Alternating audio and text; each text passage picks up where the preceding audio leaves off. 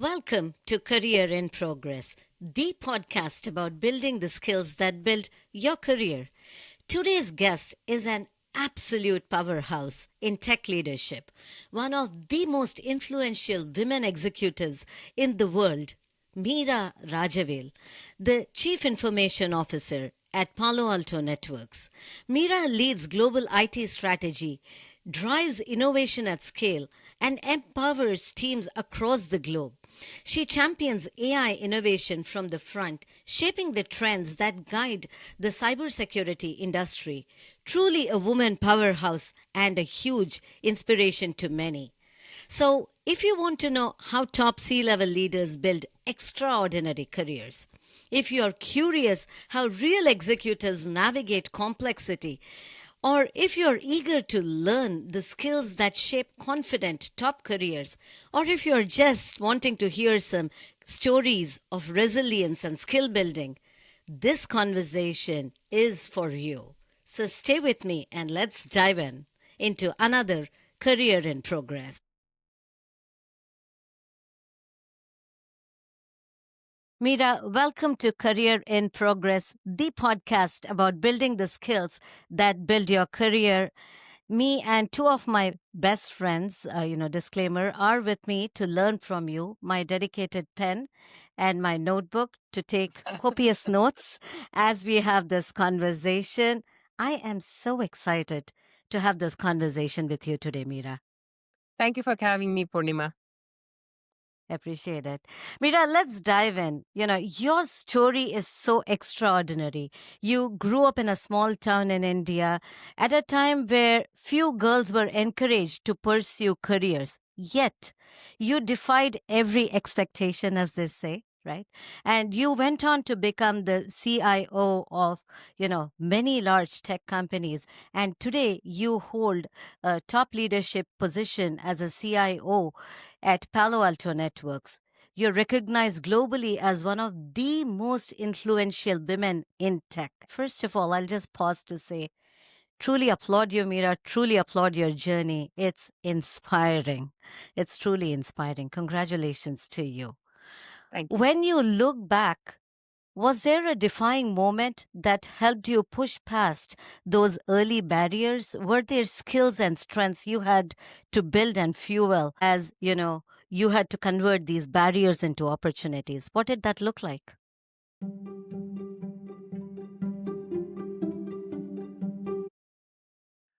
First of all, thank you so much for calling out. I have to attribute all of those things. You know, it's the work of the team. It's a work of my colleagues who have supported and the companies, amazing companies I worked with. Of course, I'm in the phase of many, many success, but there's a lot of work behind and the team behind in what happened. So I would like to acknowledge them, and I really want to thank all the partnership I've been getting from my team members as well. Yeah, that's Going back to amazing. your question, sorry, my throat is a little raspy because I'm recovering from a flu. Going back to your question on defining moment, I don't think for me, I mean, I always tell, right? Anytime you say there's a reason for, they don't call it career moments, it's a career journey or life Mm. journey. Journey has ups and downs. You learn from the Mm. ups and you learn from the downs. In fact, I was today reading a quote from somebody saying that you grow more when you're down than when you're up. So it's to me, it's the culmination of multiple learnings. There are certain, principles or core values of who you are as a person absolutely helps, and also some skills that you learn as making part of your DNA can help. But it's not like, hey, I had this one thing I did, all of a sudden everything has changed. It's actually it's like a building a house. It's one brick over another brick to build it up. And some bricks will fall apart. And sometimes the Mm. wall you built will collapse. It's okay. And now you need to say, okay, that's not a, you know, firm ground. And I need to really figure out why it was, whether I built it inclined so it crashed, or I built it on a foundation that was not firm. It could be either of that, why the wall crashes, right? So that is kind of how I approach life in general, Mm. not as a moment. Not everything needs to be a success. It's okay to make mistakes. It's okay to take failures and learn from it. As long as you're not making the same mistake again and again, you're fine. And in fact, the more mistakes you learn, you're growing because you're pushing the boundaries and you're making, you're getting a new learning that can build to do other learnings that you need to build on, right? So that's kind of how I look at my career, my life and career in general, Purnima. Wow. I'm going to summarize that because there's so many skills and nuggets right up front, Meerah, that you have shared.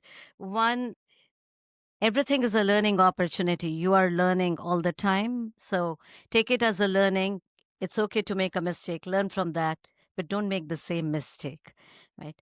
Analyze what are the problems that came. Like you said, the tilted wall. Is it the ground that's not firm? Is the brick that's not hard enough? Analyze where you're going wrong and think about your core values, which you mentioned. And there are so many who fear making mistakes. Is there a story that comes to your mind early in your career or in your earlier days that you had to get up again and say, okay, it's okay, and I'm going to move from here? Not one. There are many, and Yeah. I can give an example as early as a engineer, software engineer, very fresh, Mm, early in my career, to an executive who has done some blunders as well. So let's start with something that's more in the early days of my career, right? yeah. Of course, I got. I mean, a lot of people. It's not anything. Many times I've repeated the story. I got married right out of college, coming out of my engineering school, and the first job I took was a job that's actually with a very, very small boutique firm. And Mm, the firm actually, those are days where it is like data processing is considered as a job by itself. Like, I mean, they try to get people who will just, punch in data. And I'm the software engineer they hired. The reason they wanted to have me was like, how can we maximize the data processing? Because they don't want to hire more people, or they want to increase the speed of data processing, right? okay. So here I am, not many mentors to look up to. This Mm, is a very small company. This was my very first job, and I actually made the promise. I mean, of course, when you're fresh out of college, all you are thinking about is, oh, there's technology. You just throw the technology; it's going to work, right? So I was very good in, because I had internships where I've developed applications, developed systems, developed things that can yield outcomes like this. hmm. But in a real world, it's a whole different animal. I mean, when Yes. you're in an internship, you're working under somebody and you've seen it. I've Yeah. worked multiple internship and I've seen it working. So I'm like, oh, I have seen it working. Let me just do it. I come Yeah. in, I develop an application that all the data processors need to use it, so that they can process they used to count it in number of records you process, right? I mean, Okay. Yeah. basically how many records you enter, that's how the individuals are measured. And for me, if you use this, you're going to be better. Guess what? Mm, It is the outcome requires a process thinking, not a technology thinking, right? mm, And this is my yeah. first job, and I'm measured on. I failed miserably. Oh, I failed wow. miserably. The biggest learning for me out of that was technology is a means to the end, not the end itself. But at the same time, always the superior product wins. In my opinion, coming out of that for me was, you know, maniacal focus on how you develop a phenomenal product that thinks about the outcome and the user experience. Wow. Meera, thank you so much for being so vulnerable about sharing a moment early in your career where you did not succeed. And I can only imagine how much it would have taken you to process that and come up with, such wisdom to say technology is a means to an end and to think about the process, the outcome, and the experience all as one unified aspect to think about. So thank Yeah. you so much for Purnima, can I sharing just that. say I couldn't articulate the way I said it now. That's actually more of like as I mature. At that time, if I have to say my 20s Meera back, Yeah. I just Yeah. got out of that is spending more time with the customer and being more focused on customer problem, which actually translated into a lot of the other steps. So I started spending Mm. more time with the customers, understand their process. And so it's all the other pieces that bridge today I could articulate in words, but it got me pushing more towards sit down with customers rather than just a technologist. Wow. So the skills I hear is beyond technology. the empathy to listen to customer, the critical thinking to analyze the problem, the outcome focus to say what are we driving towards, which all brought technology to a more meaningful place in what you're saying. So thank you for sharing that. Meerah, you have been leading such large scale, future focused, bold ideas in technology, right? I would love to double click on some of that. As a leader, what are some of the skills that you need to have to bring these large scale transformations, vision to execution, and especially in the AI era, which is such a disruptive era today?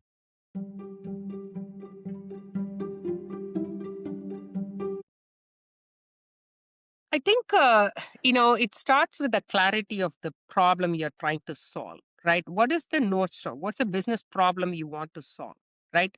The clarity of the problem is the number one step, because if you don't have a clarity of what is a problem you want to go after, you can't define what's a North Star of the solution is going to be. Mm, And the North Star requires a first principle thinking, especially in the world of AI. If you try to replicate today's things with AI, it's not going to be very successful. You need a first principle thinking. You need to think, because AI is really good at some things and it is not good at certain things. So, how do mm, you make AI to work for you rather than you work for AI? That requires a first principle thinking. The second is AI is evolving so fast, and it is something, I mean, it's as a technology, not mature completely. And as an industry, it's going to continue to evolve, right? So, which means you need to have curiosity. You cannot have something that I'm saying, I'm going to build today, it's built to last. Yes, it has to be thought about it with a futuristic first principle mindset, but at the same time, you need to stay curious and agile enough to evolve as the technology is evolving. And one of my friend I was talking to, and we were discussing, like, today, whatever we build, the shelf life is, we used to think like 5, 7 years, 3, 5 years in technology, what I build will stay there. Now it's mhm. actually maybe 12 months shelf life. Ah, How do you evolve? Even 12 months is great, because certain things, especially in a fast moving technology like AI, what you're building, a frontier model is releasing something, you don't need it anymore.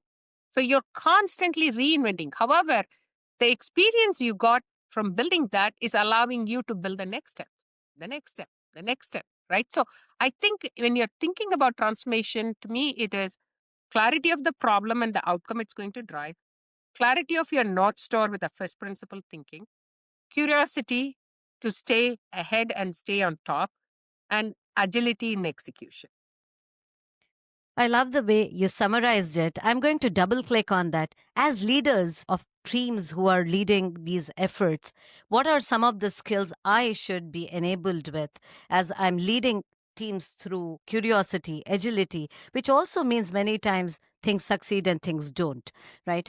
What are my leadership principles that I should be focusing on? I don't know. I mean, what I said is, to some extent, to me, is actually, values and principles. It's not Mm, different than anything, because, when I talk about clarity and problem solving, that's actually my beliefs and principles for me in some extent, right? So, when you talk about leadership specific, I mean, surrounding yourself with people who are smarter than you, because you're not going to be the I only love that. person who knows all the answers. And you yourself as a leader has to model the way, which means I love you that. can't expect your team to be curious and everything. If you're the most risk averse person, guess what will happen? Your team will not be the curious people who are ready for experimentation. Third is actually, do it at a very iterative fashion, right? I mean, Mm, experiment, learn, extend, pilot, scale. That kind of a iterative model, iterative learning process. And it's, you have to set the tone. It's okay to fail, but it's not okay to not get up. It's like, I always tell, it's like skiing, yeah. right? When you go to skiing, I remember I learned skiing as when I was in my 30s, and it was actually a way that I wanted to bond with my daughter, because I was in business school. Coming Mm, back, I want to bond with my daughter. I thought, oh, skiing is a great skill, I want to learn. And she was just going to ski school. And guess what? She was less than 10 years old. So she could fall and get up quickly. For me, I was really trying hard to learn not to fall, until the instructor came yeah. to me and said, "What are you doing?" I said, oh, I'm really like learning, make sure that I don't fall. And his response was, no, no, no, you should learn how to get up, because when you get Mm. on those slopes, doesn't matter, you're going to fall. If you don't know how to get up, that's a worse thing, not like when you don't know how to fall. So I literally practiced, falling and getting up as a Mm. skill rather than skiing as a skill. And his point was absolutely right, because the higher you want to scale in your life, you are going to have a fall. And the more you can get up faster, which is resilience, the better you're going to be. I love the example. So, the resilience and creating an environment for resilience is important as leaders. Setting clarity of the vision and the outcome is important. Being agile, iterative, like you articulated, is important. And the ability to guide people through these processes with the confidence to get up again is important for large scale transformations. And that's so valuable I what you think said, one Meera. one more thing I'll add: Yeah, communicate, yeah, communicate, please. communicate. It's an Ah, underrated thing, because when you're trying to keep people, it's like communication is so crucial. I mean, we think like we have communicated, it's never enough. yeah, so communication, be on the over communication side than under, There's nothing as like over communicate. I can guarantee you that. I love what you said. I think when you're teaching in elementary school, they tell you this, you tell them what you're going to tell them, you tell them, and you tell them what you told them, and keep repeating this, right? And I think that goes on for us as adults as well. So, yeah, awesome. Thank you so much, Meera, for sharing your leadership values and the North Stars of how you drive such large scale transformations. I am going to shift this, lens to a little bit more on women in leadership. You are one of the top women in tech leadership. Are there moments when you are possibly one of the only women in a room? And have you had barriers to navigate there? I ask this for many people who are aspiring to become the next Meerah Rajavel, right? What is your advice as people are looking at leadership roles, and sometimes it can be a little lonely in a room?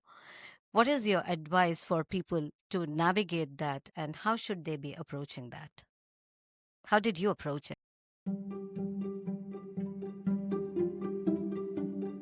I think I'll probably answer the question in two parts, right? So when you talk Mm. about lonely, the lonely, the higher up you go, the buck stops with you. So there is a little bit of loneliness you're going to, regardless, um, you're going to inherit. That's the nature of the beast. If you're somebody who are not comfortable with, you are the last buck stops, then Hmm. that's actually something that you have to introspect for yourself. I'm not saying it's good or bad, because every one of us are made.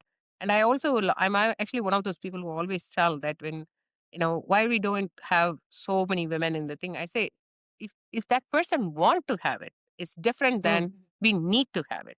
There's not a Yes. need. If there's enough people want it, then we need to make sure the want people have the right path to get there. We are removing the barriers. We are helping them with the skills.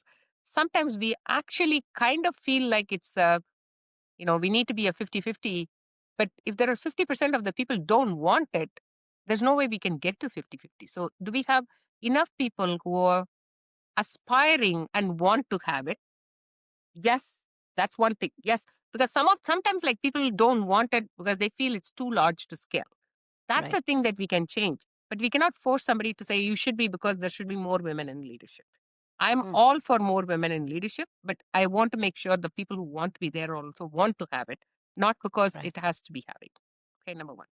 Number two, when we think about, you know, lonely at the top, because lonely at or women, you have to have your own how do I say?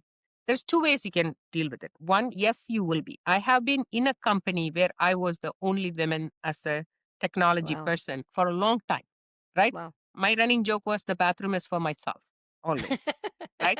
So it was a startup. I was the only woman for the longest time. And that can happen.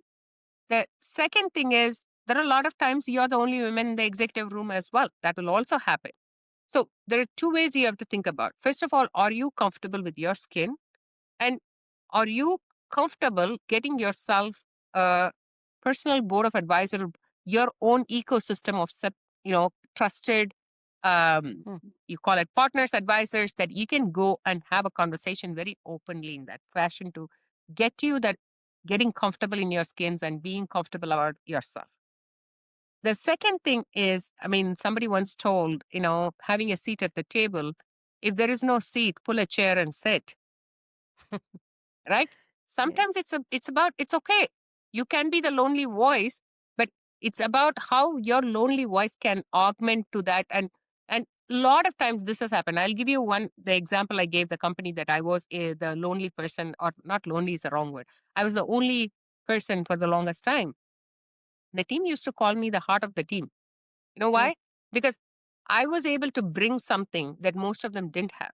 They were amazing expert engineers, but many times they could not work with each other.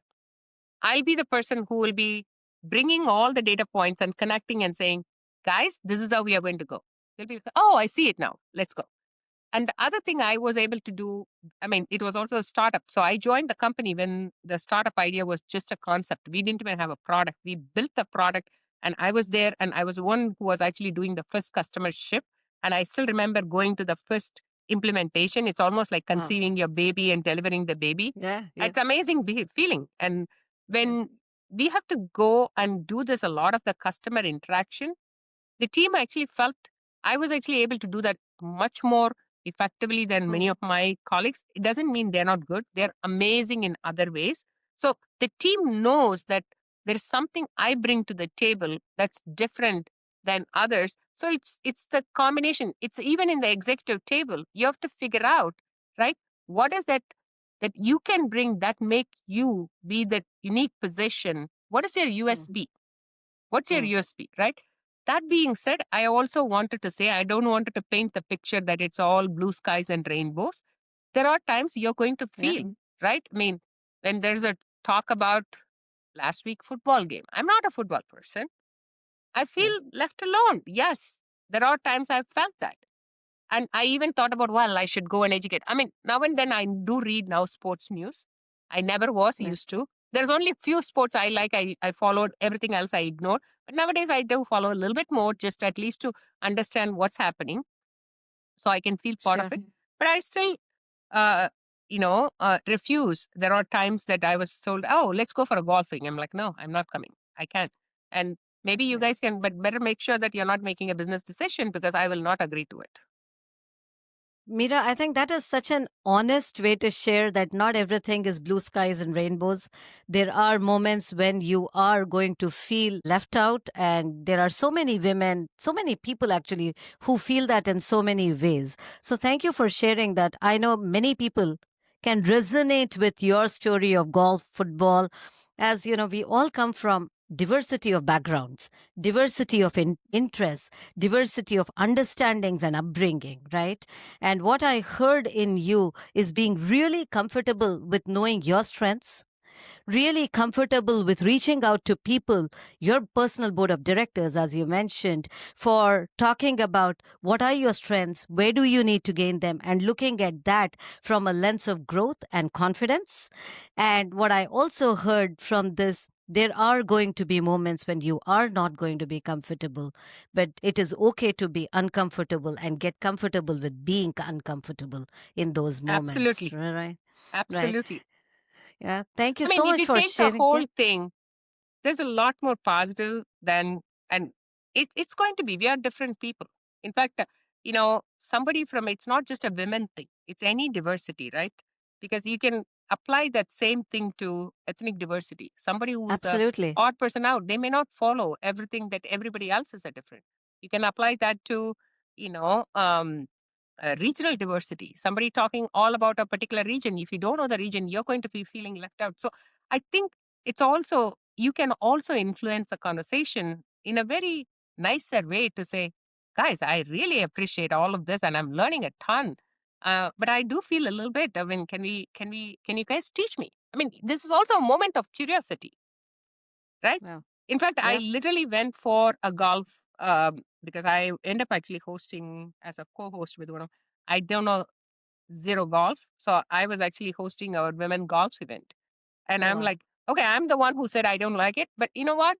This is an opportunity to learn. And I have to tell you, coming out of it, I said, sometimes we hate things that we are not good at it. So I came out of it saying, like, maybe it takes time. That's why I'm not committed yet. But probably I hated it because I was not good at it. Maybe it's a challenge that I need to learn.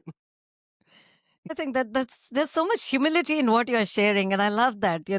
Thank you for keeping it real because yes, you are right. We are all not good at everything, but accepting that and trying to learn where we need to learn is a way to improve ourselves and grow Absolutely. ourselves, Absolutely. right? Absolutely. And it's also the thing is that I will go back to the same thing. Do I want to learn it? There's a Yes. there's the acknowledgement of I'm not good at it, I have to learn it. Then the second is, do I want to learn it? And why do I want to learn it? You may say I'm not good at it, I want to learn it. But I may say I don't want to learn it, so and so reasons, because maybe it's taking more time out of my day, which I don't have right now, or it just is not the time I feel in priority of my life. So it's okay. Those are the things. This goes back to my first conversation when you say, why we not, do we have enough women who want to be? The want is a very Yes. important thing. Yes, I can totally resonate with that. As a learning executive, always say learning is the desire of the learner. It's not the desire of the trainer, right? It's Yeah, the desire exactly. of the learner. And like you said, it's okay to ask questions, right? Saying, Yes. hey, I really don't know. So feel comfortable and feel vulnerable enough to say, hey, I don't know this. And that's okay too, right? Learn that. Purnima, I always tell, this is like three quotes I always like. The first one I always tell my team is, asking for help is a sign of strength, not a sign of weakness. You know, I love that. people love being useful to others, right? Mm, I mean, it's kind of like when you're receiving from another person, you're empowering the other person. It's a human psychology, right? yes, So many absolutely. times we all shy away saying, if I ask for help, I may not get it. I mean, what's the worst thing? They may say no to it. But I'll tell you, guarantee you, you just need to ask. 99% of the time, people are very happy to help because they're feeling they're being useful. I love what you said, and there is so much cultural nuance and upbringing that's associated with that, right? In a culture where you are encouraged to ask, you continue to ask. In a culture, I'll go back to our school days. In some of the schools that we all went to, I can give you my school, asking for help or asking questions was not considered a sign of strength or intelligence, right? So it kind of shut you down. But I think as you grow, you realize that the opportunities to ask actually help you grow and not otherwise. I love what you shared there. Yeah. Go I, ahead, I Meera. think I think who you ask also, Purnima. If you're Ah, asking your peer, tell me more. who's Hmm. going to judge you based on your intelligence of questions you ask? Sometimes I'm just you since you picked the school, Yeah. your teacher probably would love if you go and have a conversation with them asking questions, because that will show curiosity, because the teacher's thing is the curious students, they want to spend more time. If you're going and asking somebody who's competing with you as a Yeah. peer, that's a different thing. So you also need to know what is the dynamics that are playing, right? I can guarantee no school will say, wholesale that it's not. I do agree with you. There are Absolutely. cultural nuances, but who you ask and when you ask is also a big piece of it, right? Because I actually agree, even in workplace, if I stand up and say, hey, I'm the CIO, I don't know anything about IT, that's not actually asking for help. That's actually, I'm expected to know technology. But if I say, hey, AI is coming Right. new, you AI expert, teach me how MCP works. That's actually okay, because I don't have the Right. time to learn it by myself. And even if I have the time, I'm not doing it every day. Somebody is doing it every day as their day job. I'm going and asking them. That's okay. Wow, I love the clarity of, knowing where to ask, when to ask, and who to ask is as important as asking for help. Exactly. And yeah, I love what you shared there, Meera. I'm going to ask you a question about your another role, which is being a parent. You talked about going skiing with your daughter. As another parent on the other side of this conversation, as parents who are raising our kids in an environment right now which is changing, in an environment where There is a lot going on in the world. What are some of the things that you see as a parent really work well? What are some of the skills you tell your daughter or your child to learn? And what do you see work well there? What would I'm not you sure I'm know? a very good person for parenting advice, to be very honest with Oh, you. come on. Parenting is probably the most toughest job than my CIO I job hear or you. any other job because unfortunately or fortunately, parenting is a job. It's not even a job. It's actually your lifelong job, and it keeps evolving, and the criteria keeps changing, and the change is not just because of one. It's like a lot of criteria. One is your child is evolving, the environment is Mm, evolving. Too many variables in this yes. equation, right? Yes. So Are there a couple of skills that you say, build these for future? I think I am still learning to be a good parent. I'm continuing to be a good parent because I'm actually growing with my daughter. I That's what think I have that's to say. I Uh, hear you, and I think that's a lifelong journey. They are our yeah, it's like best coaches. They are our I best think one of coaches. my thing is like, as a parent you're continuing to learn how not to be the parent, especially, I mean, there are one side of the house I feel like, oh, I've Mhm. given so much of my daughter can go and do whatever they want, and another side I also feel like I'm still this parent who wants to be protective of the kid and whatnot. So that's why I mean by like, there's still learning going on. Let go versus what is that you have done that it's so independent. I mean, I'm one of those parents who put the kid on the plane at that age of 5 to fly by themselves from East Coast from Oh, West Coast to East Coast. And I'm also the wow. parent who's actually worried when my daughter is having an exam and hovering over her to say, "Hey, are you okay, sweetie? Are you okay, sweetie?" And then checking on her, "Did you eat your lunch?" So there's two different things. So keeping that aside, I think you asked about, hey, what is that I mean, honestly, this is one of this area. I'm just going to be very open and honest. I'm Yeah, not yeah. sure it's I an advice or appreciate anything. that. My point of view, that's how I would call it. Yeah, So in absolutely. the changing world, what is happening today, I truly believe our kids by the time, I mean, if you're having an younger children or even older children, the world is evolving. If they're in college, by the time they graduate, is the job that they thought they will get Mm, and they went into, or the kind of business ideas they thought they want to do, it may change. It's changing very quickly, right? The job of a software engineer is changing so much, and a computer science yes. engineering grad has to think about their life very differently.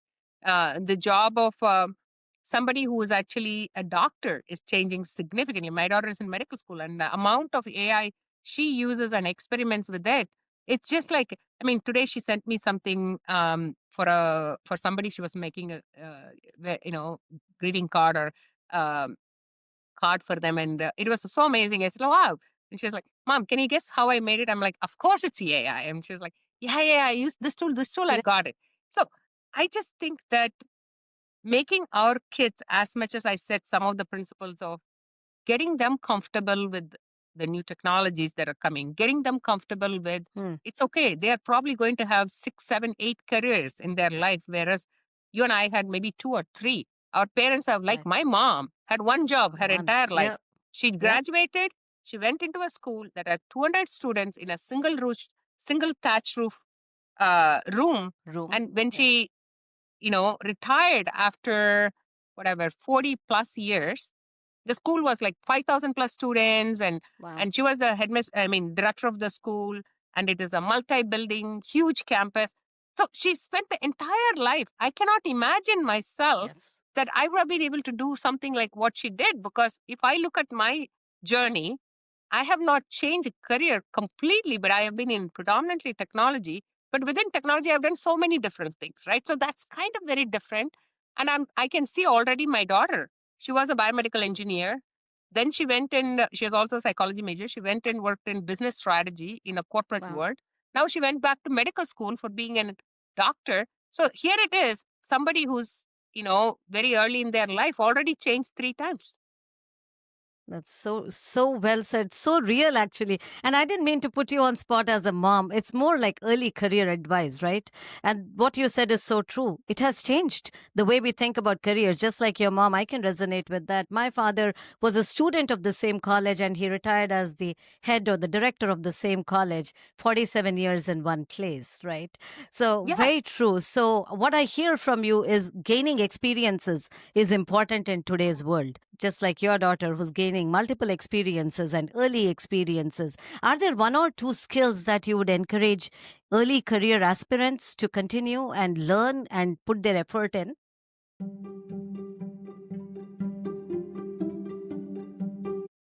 I would just suggest take every opportunity to connect with the industry and don't believe that you need to know the entire life figured out. It's okay. Ah, It's okay to, go and talk to people. Go and, interact with people in the industry. Learn what is the outside world is like. It doesn't need to be. I have seen folks saying that, oh, do you have an internship? I say, like, even if you don't have, just go and connect with people and I learn love what that. is going on, right? So as many internships you can take it, and whether it's paid or unpaid.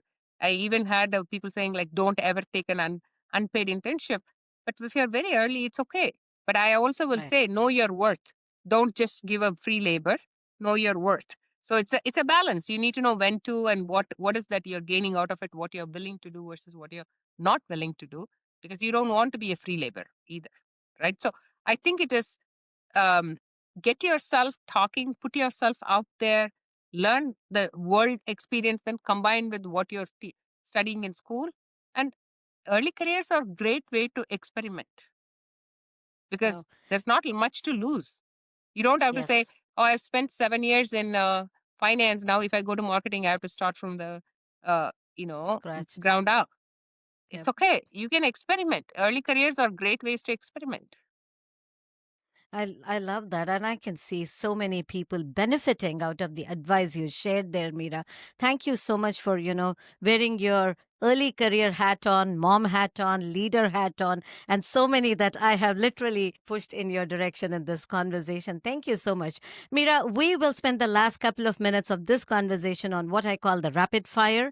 So it Okay. is 5 questions, 5 quick questions. I'm not going to put you on a timer, but about 1 minute to 90 seconds for answering each question. So, are you all set? Yeah. All right. First question for you, Mira. Looking back, what advice would you give your 20-year-old self today and say it is okay to do what? Take more risks. Take more risk. Why so? Um, because I think, how do I say, uh, early in career, we all want not to have failures. If you're not, if you need to take risk, you have to be okay with failures. Awesome. So take more risk. Second question for you. Looking ahead in 2026, is there a skill that you're still focused on building? There are many, but I would say more specifically on, the evolving technology of learning from experts in AI. Continue to learn about how the industry is evolving. Thank you for being, sharing your humility and saying, continuing to learn. The third one, are there a couple of skills that you would say, early careers can actually build to stand out in interviews that they go for? One or two? Uh, Good communication skills. Know what Mm, you want. amazing. Thank you. So, good communication skills and know what you want before you get into an interview. The fourth question, I know you have many, many long days when you're working hard, tirelessly, going meeting to meeting and doing many things. Is there a comfort food that you lean into at the end of the day, Mira? There are too many. Where can I start? I A am couple. um, actually, rice and curd is my comfort food. My God, I love that too. That's amazing. So, is that something that you lean into even when you're traveling? Pretty much. When I don't feel good, that is my comfort food. Awesome. I really hope tonight you get to eat that as you're recovering from No, your it's cold. it's a winter time. Winter time I try. I'm not too appetized with that. Yeah. So, what's your winter time go to? any kind of warm soup or Maggie 2-minute noodles. I think we all grew up on that Maggie 2-minute noodles. Thank you for sharing that aspect of your life as well. One last question. Meerah, if you had a chance to eat dinner with a real or fictional character or person, who would that be and what skill would you want to learn from them? I don't know about this one. I'm going to be probably a very sentimental question for me. I mean, Sure, I want to have absolutely. dinner with my daughter. Ah, I love that. And what skill would you want to talk about with your daughter? I don't want What to would talk that look about like? skill. I just want to have mom and daughter time. That is excellent. I absolutely hope that you have many chances to have mom and daughter time. And I really hope that you get to, sit down and talk about nothing and laugh together, Yep, actually, and that's create the best. beautiful Those memories. are the best dinners. Absolutely. They re energize you for whatever is ahead of you. So, Meerah, thank you so much for taking out the time from your busy schedule to have this conversation. I know many young aspirants would love the insights you shared, learn from the insights that you have shared as well. So, really appreciate your honesty, candor, and vulnerability in this conversation. Thank you so much, Meerah. Thank you, Purnima. Thank you so much for having me on this.